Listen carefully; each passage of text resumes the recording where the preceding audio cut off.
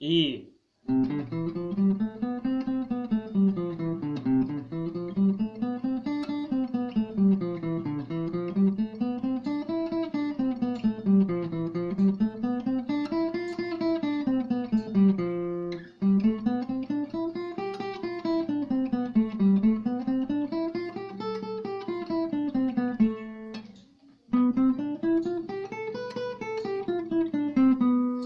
Salam aleykum gitaristler, häzir siz bilen sola değişli zady öwrenýäris, ýagny gamma.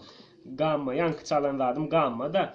Gamma näme bolýar? Bu belli bir notalardan düzülen, ýyzy giderlikde oýnan notalarny ýyzy giderlikde oýnamak görnüşini diýler. Başgaça maňa palçowka da diýilýär, ýagny barmaklyk golýamy. Näme üçin gerek bize? Solany çalamyzda barmaklarymyz hemmesem işler ýadyny bilýänsiňiz, başda sola çaljak bolanda şu var kulwikka, ortak barmagyň işletmek kyn. Şoňa maşk zaryadka diýseňem bolýar gamma.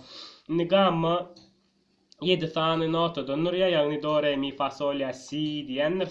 Ýöne şöyle 8-nji notada goşulýar. Mysal üçin şöýreden alsak, do, re, mi, fa, sol, la, si, soň ikinji donam goşulýar. Näme?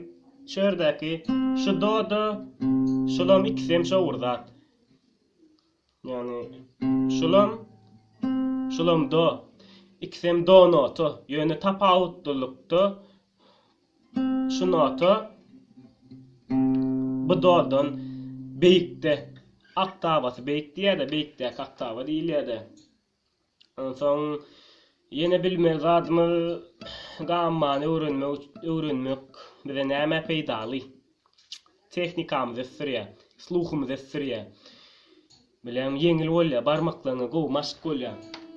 Onu öwrenip başlalyň. Indi gamma 7 san gamma bar. Nuny başga gammalarym bar. Ene esasyny şu esas gerekli gammalaryňyz 7 san gamma, ýani dodan si çenli.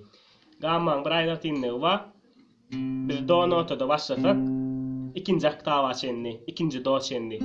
Do'da da gutormaly. Ýa-da re'de başlasak, re'de gutormaly. Ýa-da mi'de başlasak, mi'de gutormaly. Mi'de gutormaly. La şoň